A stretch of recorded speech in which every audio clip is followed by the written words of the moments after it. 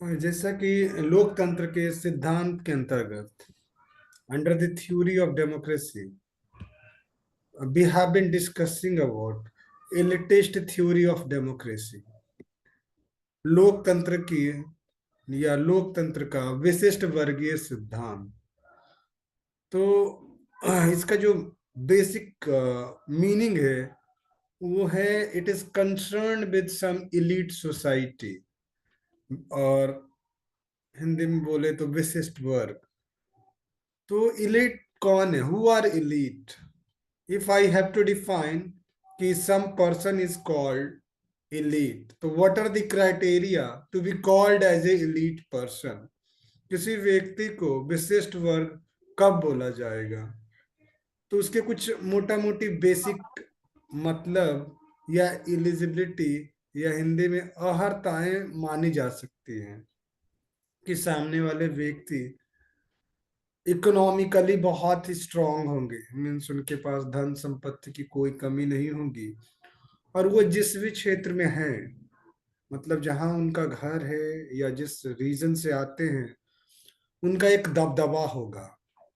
और तीसरी बात कि वो अपने आसपास में और भी अपने जैसे लोग से हमेशा प्रतिस्पर्धा में रहेंगे, means who will be the best. तो कहने का अगर एक लाइन में बोले तो कोई ऐसा व्यक्ति जो आर्थिक, समाज में सम्मान तथा राजनीतिक रूप से हमेशा प्रतिस्पर्धा करके सर्वश्रेष्ठ बनने का प्रयास कर रहा हो। तो क्या ऐसे एक लोग होंगे? नहीं। अगर बोला जाए कि how many elites in a society, तो it can be few elites, कुछ व्यक्ति होंगे जो विशिष्ट वर्ग के अंतर्गत आएंगे। तो क्राइटेरिया सबको समझ में आ गया कि उनके पास धन संपत्ति होगी, उनका बोलबाला होगा, उनका एक ना चाहते हुए भी लोग सम्मान करते हो या कुछ अच्छे रीजन से भी सम्मान करते हो, या व्यक्ति धन संपत्ति के साथ सही में सम्माननीय भी हो सकता है। तो इस प्रकार अगर वैसे व्यक्ति कहीं से जाएगा, किसी समाज में, किसी गांव में, किसी शहर में, किसी सिटी में, तो ऑटोमेटिकली उसको person of the society, other person of the society will recognise automatically, started to give importance among the crowds। भीड़ में उनको एक अलग ही पहचान दी जाती है। अगर मैं आपसे कहूं कि अभी कोई एक ऐसा व्यक्ति है जो आपके बीच में हो, और सिर्फ उसको आप ही नहीं जानते, आपके एरिया, आपके समाज, आपके गांव, आपके शहर के बाहर भी उनको लोग जानते हैं और उनका एक प्रभाव है, तो ऐसे कौन व्यक्ति आपके नजर में? सभी व्यक्ति, सभी विद्यार्थी अपने हिसाब से एक एक अपने नजर में आर्थिक रूप से, सामाजिक रूप से और राजनीतिक रूप से बहुत वर्चस्व प्राप्त लोग को जानते हैं। सभी विद्यार्थी एक एक पर्सन का नाम बताएंगे अपने आसपास में। What is the task?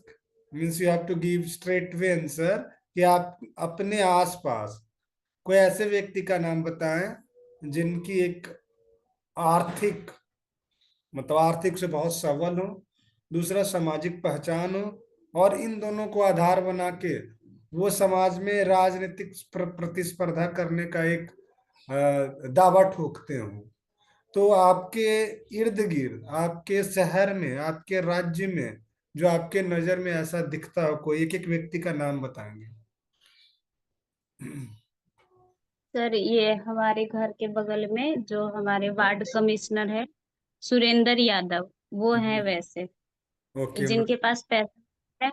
और वो कौशल यादव के साथ बोला जाता है कि वो उनकी राइट हैंड है, तो ऐसा है। ओके, मोनी के हिसाब से सर सुरेंद्र ये यादव। जी। सर ये मेरे घर के बगल में जो डीएम कोटी है, वहाँ के जो आईएएस ऑफिसर उधम सिंह है, मेरे हिसाब से वो वैसे हैं। ओके। और मोनी, खुशी हो गए, निशा। निशा दो हैं, दोनों निशा यादव और निशा कुमारी, प्राची, रानी अनामिका, सानिया, कृपया बताएं।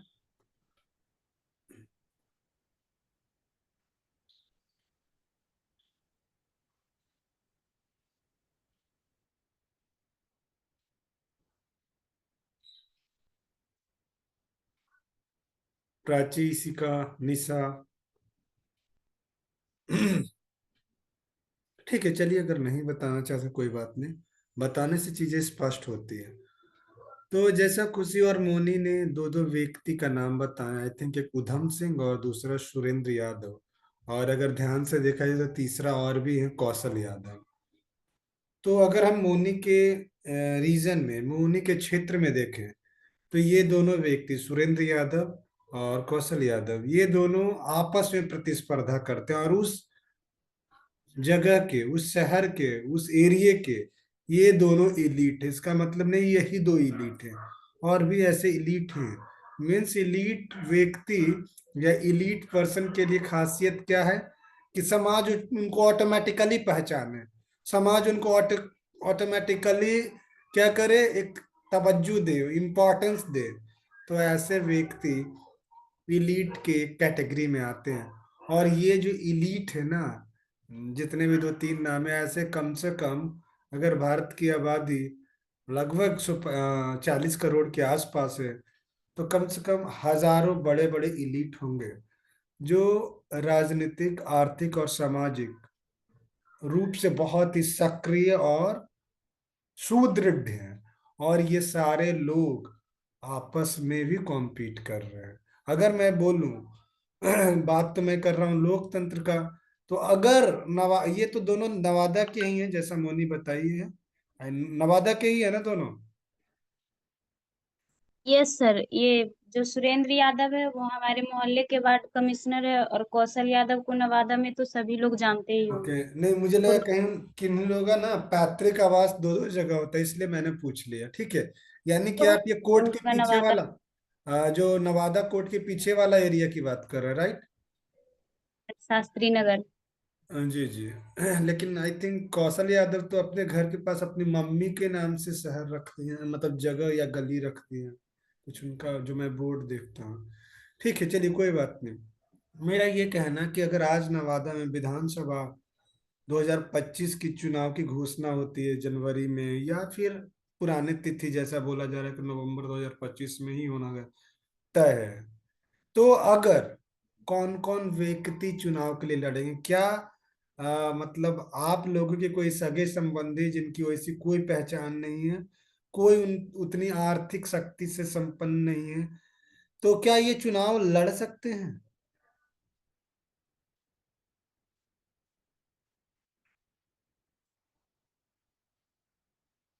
मेरा सवाल ये है कि मैं ये बोल रहा हूँ, अगर 2025 विधानसभा चुनाव की घोषणा होती है, तिथि तय की जाती है चीफ इलेक्शन कमिश्नर के द्वारा या इलेक्शन कमीशन के द्वारा, तो क्या आप अपने सगे संबंधी जो उतने रसूख नहीं है, उन वो बहुत ही एक सामान्य व्यक्ति हैं, बट भारतीय नागरिक हैं, भारतीय वोटर हैं, तो क्या वो चुनाव लड़ सकते हैं? यस सर, लड़ सकते हैं। ठीक है, तो अगर वो चुनाव लड़ेंगे तो उनको क्या क्या घाटे झेलने पड़ सकते हैं? सर ऐसा हो सकता है कि उनके पास पैसा नहीं हो, तो वो उतने अच्छे से कर नहीं पाए चुनाव में, और वो हार भी जा सकते हैं, ऐसा हो सकता है। ओके, तो देखिए क्या चीज छन के आ रहा है, what we can conclude from means such discussions, or the discussion till now has been done, that there is a democracy. If there is a democracy, then every person, or better to say, every citizen are free to contest any kind of election, whether it is Vidhan Sabha, Lok Sabha, or third tier election. But condition is what?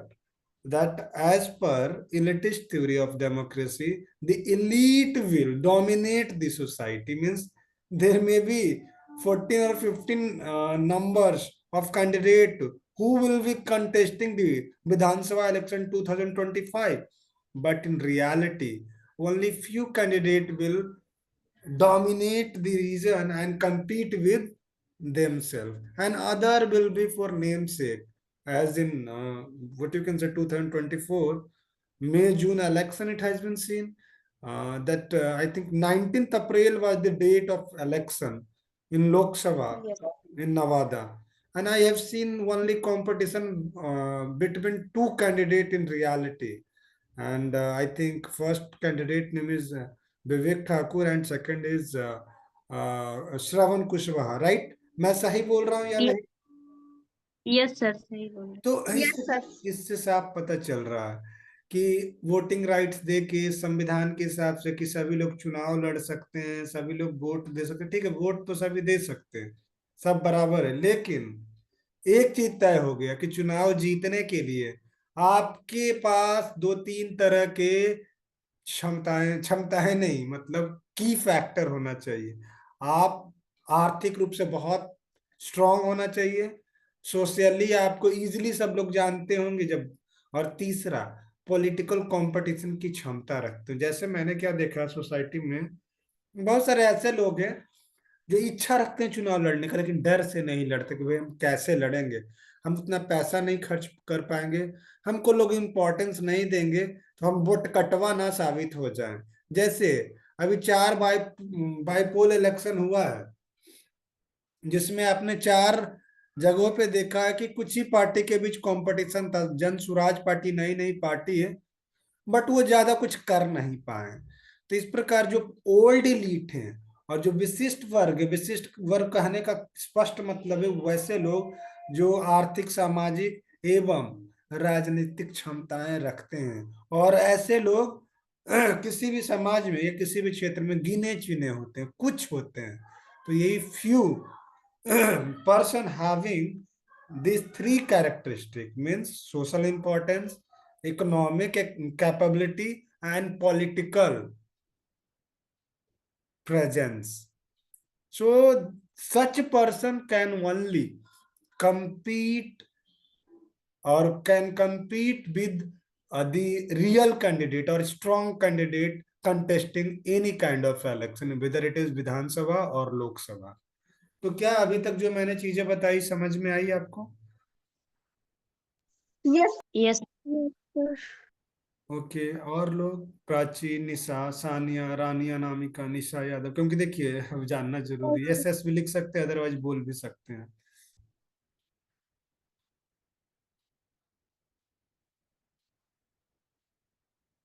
Okay, Rania, Anamika, S. अगर सभी class में है तो कृपया S लिखें। Sir, विशिष्ट वर्ग को ही अभी जाति वर्ग जी जी बोलेंगे। जी, सिनोनिमस है, समानार्थक है, पर्यायवाची शब्द है, यस सर। और इंग्लिश में इलीट बोलते हैं। और जैसे ज्यादा समझने के लिए, जैसे आई थिंक खुशी पिछले बार रिच क्लास लिख रहे थे।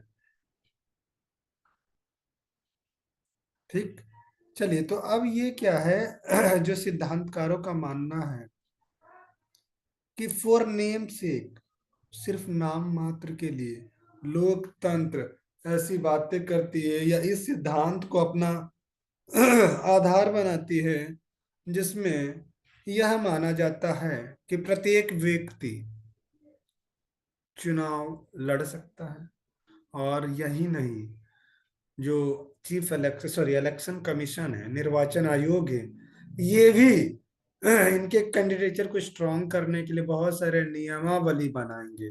बट फाइनली इन तमाम नियमावली और सिद्धांतों के होते हुए भी, इसके बावजूद भी वो एक रियल और हेल्दी कंपटीशन को प्रूफ नहीं कर पाते हैं, विटनेस नहीं कर पाते हैं। तो इस प्रकार लोकतंत्र में या लोकतंत्र के विशिष्ट वर्गीय सिद्धांत के हिसाब से कुछ ही गिने चुने लोग, जिनकी आर्थिक सामर्थ्य, सामाजिक पहचान और राजनीतिक महत्वाकांक्षा और एक तरह से वर्चस्व या प्रतिस्पर्धा की क्षमता ही तय करता है कि चुनाव कौन जीतेगा या चुनाव कौन लड़ेगा बार बार। ठीक है, इनका ये कहना है ये तो सिर्फ दिखावा है, ये सिर्फ इलेक्शन में वोट देने तक ही सीमित है, ये सब वोटर्स, ये वोटर्स ही है केवल। क्या जब चुनाव खत्म हो जाता तो इनकी कोई बात सुनती है? नहीं सुनती है। और जब कोई सुनती ही नहीं है तो हम कैसे बोल दें कि जनता का, जनता के लिए, जनता का, जनता के द्वारा शासन है? साफ साफ बोल देंगे ये आधी सच्चाई है। ये जनता का वोट से एमएलए एमपी बनते हैं, बट जब एक बार बन जाते हैं तो अपने मन से वो सारी चीजें करते हैं। ठीक है, तो अभी तक कोई दिक्कत है समझ में? अब मैं थोड़ा आगे बढ़ूंगा। नो जी, कुछ पूछना चाहते हैं? सर, ये जो वोट होता है ना, तो जैसे कि इसमें अगर जनता कोई उनकी कोई जरूरत है तो वो चाहते हैं जैसे बढ़िया रोड बन जाए, बढ़िया हॉस्पिटल बन जाए। तो सर ये जो सांसद और विधायक होते हैं उनका कर्तव्य होना चाहिए कि वो जहाँ पे बैठते हैं संसद या तो विधानसभा में, तो वहां पे आवाज उठाएं। अगर वो उठाएंगे ही नहीं तो फिर कैसे टेंडर पास होगा? तो देखिए, वहां पे ये जो सवाल है बहुत वाजिब है। और अगर संविधान के सारे नियमों और प्रावधानों को पढ़ा जाए तो साफ साफ लिखा हुआ है कि जो भी प्रतिनिधि हो, चाहे थर्ड टीयर के हों, विधानसभा के हो, लोकसभा के हो, उनको राशि दी गई, स्पेशली एमएलए और एमपी को तो राशि दी गई है। और वो अपने अपने MP LAD, MP LAD word सुना है आपने? No sir. एमपी लार्ड, एक नो मिनट सर। लगता है ना, मोबाइल लैपटॉप का बैटरी डिस्चार्ज होगा, तो 1 मिनट मुझे टाइम दीजिएगा, इसको हम कनेक्ट करते हैं तो ये हो जाएगा।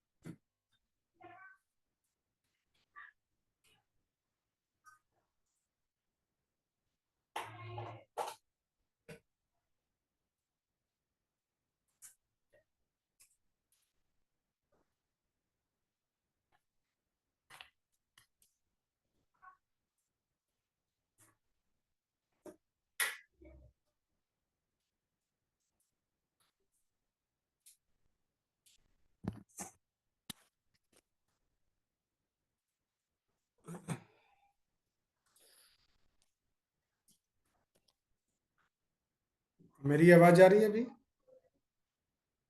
Yes sir. हाँ, मैं, यस सर। आप लोग का सवाल था कि ये जो सांसद विधायक होते हैं, इनको एक दिशा निर्देश दिया जाए कि अपने रीजन में रोड, सड़क या वो बुनियादी चीजें की व्यवस्था करें। तो मैं एक शब्द बोल रहा था, एमपी लार्ड। एमपी लार्ड का फुल फॉर्म होता है member of parliament local area development. उनको फंड मिलता है 5 करोड़ के आसपास, कि अपने एरिया में वो सारे चीज करा सकते हैं। तो ये उनके ऊपर है। तो ये जनता जब तक जागरूक, लोकतंत्र तभी सफल हो सकता है जब जनता जागरूक होगी। अगर जनता जागरूक नहीं हुई तो कुछ नहीं करेंगे। जब चुनाव का वर्ष आएगा तो कुछ जो बहुत ज्वलंत मांग है ना, उनको वो थोड़ा बहुत करा के वोट ले लेंगे। बट लोकतंत्र 5 साल में 1 साल या 1 या 2 महीने का त्योहार या कार्य नहीं है, गतिविधि नहीं है। यह हमेशा चलने वाली गतिविधि है। तो या तो आपके प्रतिनिधि तत्पर हो, बहुत एक्टिव हो, अपने जनता के प्रति जो जिम्मेदारियां हैं उसको बखूबी निभाने के लिए तैयार हो। अदरवाइज जो सिर्फ टाइम पास के लिए हैं, ज्यादातर सांसद तो ऐसे ही है, जैसा मैंने सुना था या आपने भी सुना होगा, और ये सच्चाई भी है कि जब 2014 में नरेंद्र मोदी जी प्रधानमंत्री बने थे तो उन्होंने एक लाया था कि सांसदों को एक गांव गोद लेना है। अगर हम तब से बात करें तो 545 सांसद, यानी डबल कर दे तो लगभग 900, सॉरी 1100। और इस बार फिर, यानी अगर सांसद 1 1 साल के लिए गोद लिए होते या 5 साल के लिए भी गोद लिए होते तो कितने शानदार गांव हो जाते कि नहीं, स्मार्ट सिटी और ना जाने। लेकिन ये लोग सिर्फ हवाई बातें करते हैं। और बोलते थे क्या कि हवाई चप्पल पहनने वाले को हवाई जहाज पे मीन्स उड़ाए, मतलब सस्ते फेयर में उड़ने का मौका देंगे। उड़े हर देश का नागरिक ऐसे करके हैं। और यहाँ हो रहा है क्या कि ट्रेनों में ना स्लीपर कोचेस खत्म कर दिए जा रहे हैं। लोग जो जनरल डिब्बा इतने कम कर दिए जा रहे हैं कि लोग जानवर के भांति रह रहे हैं, जा रहे हैं। तो इस तरह की लोकतंत्र में डेमोगॉगी एक वर्ड इस्तेमाल होता है, डेमोगॉग। डेमोगॉग का मतलब किसी को पता है? No sir. डेमोगॉग का मतलब होता है जो बोल के इतना अच्छा स्पीच देता हो ना, कि उनकी स्पीच में ना लोग प्रभावित हो जाए, लगता है अरे क्या जो बोल रहे हैं सही बोल रहे हैं, मैं तो इनकी बातों का कायल। जैसे नरेंद्र मोदी जी और बहुत सारे भारत में ऐसे नेता हुए जो कितना भी गलत कर दें, लेकिन जनता को ऐसे लपेट लेते हैं अपनी मनमोहक बातों में, इसको बोलते हैं डेमागोगी। ये प्लेटो यूज करता था, और इसलिए प्लेटो लोकतंत्र को ना मूर्खों का शासन भी मानता था। तो ठीक है, इसमें आपके सवालों का जवाब मिला मोनी या नहीं? यस सर, मिले। ठीक है, अब आगे बढ़ते हैं। अब हम इलिटिस्ट थ्योरी, विशिष्ट वर्गीय सिद्धांत की विशेषताओं पे चर्चा करेंगे।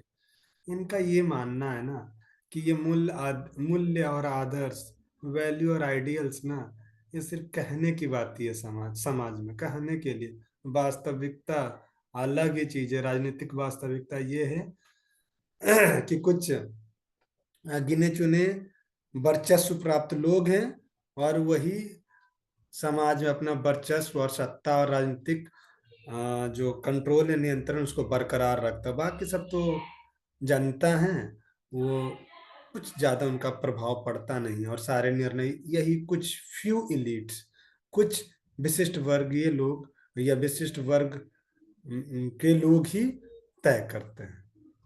फिर दूसरा इनका ये मानना है कि जैसे मैंने अभी बताया उदाहरण के माध्यम से, मोनी के केस में, कि इनके इर्द गिर्द सुरेंद्र यादव और कौशल यादव हैं, इन दोनों के बीच ही प्रतिस्पर्धा होगी सत्ता प्राप्त करने के लिए, या और कोई अन्य कुलीन वर्गीय, मीन्स इलीट क्लास।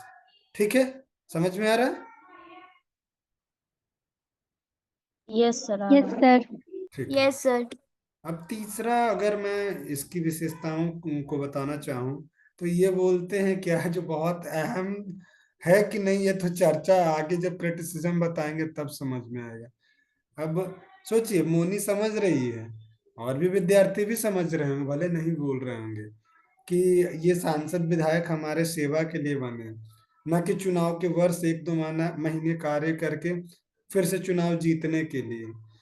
तो तीसरा जो विशेषताएं हैं एलिटिस्ट थ्योरी की, वो ये बोलते हैं कि जनता सरकार से दूर रहे, तभी लोकतंत्र सफल हो सकता है। मीन्स आप एक बार वोट देके अपना कान में रुई और आंख पे काला चश्मा डाल लीजिए और मुंह पे टेप लगा लीजिए, बाकी सरकार को जो करना होगा करेगी, जैसा कर रही है नरेंद्र मोदी की सरकार है, और बहुत सारे सरकारें स्टेट के भी हो सकते हैं, या पिछली भी सरकारें हो सकती हैं, लेकिन जो वर्तमान में सरकार है उसको आप कैसे भूल सकते हैं और कैसे छोड़ सकते हैं? हमेशा एक पॉलिटिकल साइंस के स्टूडेंट होने के नाते ऐसी चीजें आपके मन में डरना नहीं है, जो स्पष्टता है उसमें मुखरता के साथ बोलना चाहिए, और ये भी एक लोकतंत्र का हिस्सा है, जिसको मिलता है फ्रीडम ऑफ एक्सप्रेशन। अब अगली जो विशेषताएं हैं वो ये हैं कि सारे जो फैसले हैं वो यही लोग लेते हैं, इलीट क्लास ही लेते हैं, लेकिन फिर भी आप ये नहीं कह सकते कि लोकतंत्र नहीं। कहने का मतलब समझे कि अरे कहाँ कौन सा सड़क बनना, कहाँ कौन सा ओवर ब्रिज बनना, कहाँ पब्लिक लाइब्रेरी बनना, कहाँ रोड बनने, ये कुछ विशेष जो बड़े बड़े लोग हैं, अमीर घराने के लोग हैं, जो एलीट क्लास है, जो अभिजात वर्गीय हैं या कुलीन वर्गीय हैं, वही तय कर लेते हैं, लेकिन फिर भी ये माना जाता है कि लोकतंत्र है। ठीक है, समझे या नहीं? Yes sir. ठीक है। Yes sir. अब आगे क्या है कि ये मानते हैं कि अगर लोग, जिसको हम आम जनता, मतलब जनता का, जनता के लिए, जनता के द्वारा शासन बोल रहे हैं, वो कानून अपना अपने हित के लिए नीति भी नहीं बना पाएंगे, ऐसा मानना है। क्योंकि विशिष्ट वर्ग को ही पता क्या सही है क्या गलत है, व्हाट इज रिक्वायर्ड और what is not required. It is only known by the few people, few elites, and जिसको आम जनता, साधारण जनता को समझ ही नहीं है कि क्या चाहिए क्या नहीं चाहिए। ठीक।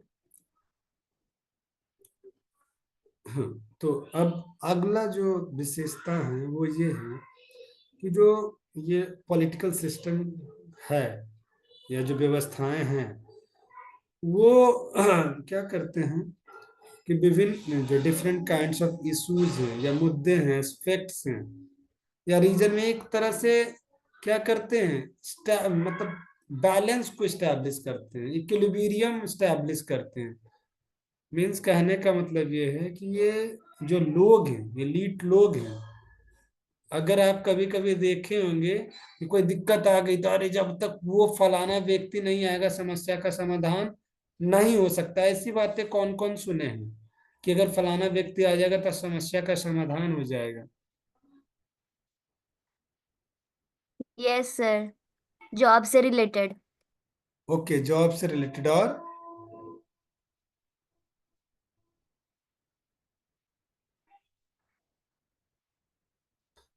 चलिए, मेन मकसद ये है इनके हिसाब से कि अगर भारत एक लोकतांत्रिक देश है या व्यवस्था है या लोकतांत्रिक प्रणालियां हैं तो इसमें एक क्षमता होती है कि ये सभी पहलू और क्षेत्र को संतुलित बना या उसमें एक संतुलन को स्थापित करके रखता है।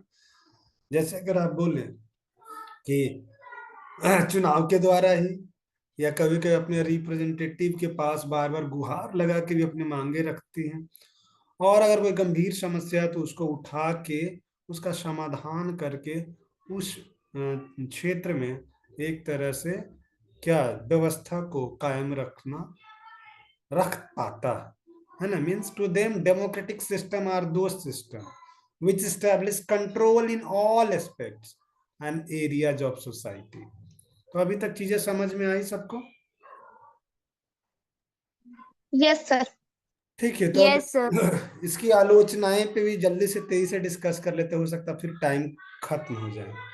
मेरा पहला आलोचना, जैसा ये बोलता है कि ये कहते हैं कि जनता को ना सरकार से दूर रहना चाहिए, ये पहली बुराई है, पहली क्रिटिसिज्म है। ये लोकतंत्र है और लोकतंत्र लोगों का ही शासन है, लोगों के द्वारा शासन। तो अगर उनको आप दूर रखोगे तो ये कैसा लोकतंत्र है ना। ये पहली क्रिटिसिज्म है। सेकंड क्रिटिसिज्म ये है, उनका जो कहना है, सॉरी, उनके ऊपर जो क्रिटिसिज्म है, लांछन है, कि जब भी, मतलब उनका विचार है कि जब राजनीतिक भागीदारी को कम किया जाए, जब लोगों की राजनीतिक भागीदारी को कम किया जाए तो उनके अधिकार को केवल चुनाव तक सीमित रखा जाए। मतलब ये है, जैसा मैंने पहले ही शुरुआत में बोला, वही क्रिटिसिज्म भी है। और पहले क्लास में मोनी भी बता रहे थे कि हाँ वो एग्री करती है कि लोकतंत्र भारत में जो है सिर्फ वोट देने तक है, चुनाव तक है, उसके बाद तो सब कुछ वही फ्यू एलीट ही करते हैं, विशिष्ट वर्गीय ही करते हैं। ये भी इसकी बुराई है। फिर यह जो सिस्टम है वो ऑर्थोडॉक्सी, रूढ़िवादिता का समर्थन करती है। क्यों? जो रसूख प्राप्त लोग थे पहले भी, वो भी समाज और राजनीतिक व्यवस्था पे अपना नियंत्रण रखते थे और लोकतंत्र में भी रख रहे हैं। तो इस तरह से रूढ़िवादिता ऑर्थोडॉक्सी को सपोर्ट कर रहा है। फिर अगला ये है कि मतलब ऐसे लग रहा था कि अगर जैसे बार बार मुद्दे उठते हैं कि नवादा में ये समस्याएं, बिहार में ये समस्याएं, जॉब पे बहुत विद्यार्थियों को मैं देखता हूँ जॉब पे सवाल करता है कि इतनी बेरोजगारी क्यों है, इतनी असुरक्षा क्यों है, इतने मर्डर क्यों होते, इतने महिलाओं के साथ मतलब दुर्व्यवहार क्यों होते हैं। तो ये सारी समस्याएं हैं और भी बड़ी समस्याएं हैं। तो जैसा मैंने बताया कि ये पॉलिटिकल सिस्टम ऐसा है, ऐसा डेमोक्रेटिक सिस्टम है जो समाज में एक तरह से नियंत्रण स्थापित कर पाती है। लेकिन बुराई ये है कि ये कर ही नहीं पाती है, ये सिर्फ अपने हितों की पूर्ति करते हैं, ये अपने इंटरेस्ट का ही ध्यान रखते हैं, बाकी लोगों को छोड़ देते हैं। तो ये भी इसकी एक क्रिटिसिज्म है। और साथ में जब ऐसी चीज ही नहीं होगी, कोई पक्ष और विपक्ष नहीं होगा, बार बार लोग अपनी मांग को उठाएंगे नहीं, तो आइडियोलॉजिकल डिक्लाइन हो जाएगा, decline of ideology, end of ideology. मतलब आपके मन में कोई विचारधारा नहीं होगी, आप जाओगे वोट दोगे बस काम खत्म। नहीं, ये अगर ऐसा होगा कि जनता को वोट देने के बाद निष्क्रिय हो जाना चाहिए तो ये गलत बात है, ये भी एक बुराई है, ये भी एक क्रिटिसिज्म है। और अगर अगले क्रिटिसिज्म की तरफ बढ़े तो कुलीन वर्ग या इलीट क्लास वो क्या करता है, इकोनॉमिक और पॉलिटिकल पावर, मतलब एक तरह से बोला जाए कि ये थ्योरी क्या करती है, इकोनॉमिक और पॉलिटिकल पावर इलीट को दे देता है। बोल रहा है जो अमीर है वही चुनाव लड़ सकता, वही पॉलिटिकल पावर एक्वायर कर सकता, वही नेता, वही मंत्री, वही विधायक, वही सांसद हो सकता। तो इस थ्योरी के हिसाब से, इस सिद्धांत के हिसाब से विशिष्ट वर्ग के पास ये आर्थिक और राजनीतिक शक्ति होगी। तो अभी तक चीजें समझ में आई या नहीं? Yes sir. Yes, yes sir. sir. Yes sir. जी, तो इस प्रकार निष्कर्ष हम क्या निकाल सकते हैं? निष्कर्ष ये निकाल सकते हैं कि जो मोनी शब्द बोल रही थी, उदारवादी लोकतंत्र, लिबरल डेमोक्रेसी में वोट देते हैं, लोग चुन के आते हैं, जनता के हित में काम होते हैं। उसकी सच्चाई क्या है कि ऐसी व्यवस्था में, लिबरल डेमोक्रेसी में, सत्ता कुछ लोगों के द्वारा, सरकार कुछ लोगों के द्वारा ही चला जाता है। और वो कुछ लोग कौन है? एलीट है, अभिजात वर्ग से आते हैं। ना कि सत्ता का आधार कोई नैतिकता, कोई मॉरलिटी या कोई आइडियल थिंग्स नहीं होता है, जो कहने के लिए लिबरल थ्योरी बोलता है अरे नहीं, इसमें नैतिकता मतलब माइनॉरिटी के इंटरेस्ट को बचाना, गरीबों के हित को बचाना, उनके जीवन को बचाना, उनके जीवन को अच्छा करना, तो ये सब सैद्धांतिक बातें है, सैद्धांतिक बातें हैं। वास्तविकता इससे इतर है, इसके उल्टा है। फिर अगर मैं बोलूं कि इलिटिस्ट थ्योरी एक चीज स्पष्ट करता है, जो लोकतंत्र की समस्याओं की व्याख्या करता है, सही बात है। इस प्रकार इस सिद्धांत का महत्व है, इसका औचित्य है। ठीक है, तो अभी तक ये चीजें समझ में आ गई। यस सर, आ गए। इस प्रकार यस सर। इलिटिस्ट थ्योरी और इसके फीचर और क्रिटिसिज्म खत्म हो गए। ठीक है, अब आप लोग का क्लास में सप्ताह में 3 दिन होगा। आपके सीनियर बार बार बोल रहे हैं, कल भी गए थे कॉलेज तो वो बोल रहे थे कि क्लासेस के लिए, तो मैंने उनको मंडे से बोला आप लोगों का क्लास रहेगा ट्यूसडे, उसके बाद ट्यूसडे के बाद कब होगा? थर्सडे, और फिर सैटरडे। ठीक है, क्योंकि सर आपका, जी बताइए। सर हम लोग का मंडे से लीजिए ना, मंडे वेडनेसडे और फ्राइडे को प्लीज सर। ठीक है, देखते हैं, क्योंकि वो लोग को तो हम बोल दिए हैं, वो लोग ये ना सोच ले कि मैं नहीं उनको टाइम दे रहा हूँ, है ना। एक बार देखते हैं नहीं एक। सर, मेरा मेरा आते आते ना 5:20 हो जाता है, इसलिए हम क्लास अच्छा अटेंड ठीक नहीं है, कर सुनिए ना, पाते मंडे हैं। रहने दीजिए ना, वेंसडे, वो इस वेंसडे से कर देंगे। ठीक है, यस सर। ठीक है, चलिए, yes okay. Sir. Okay, thank you for to be the part of the class.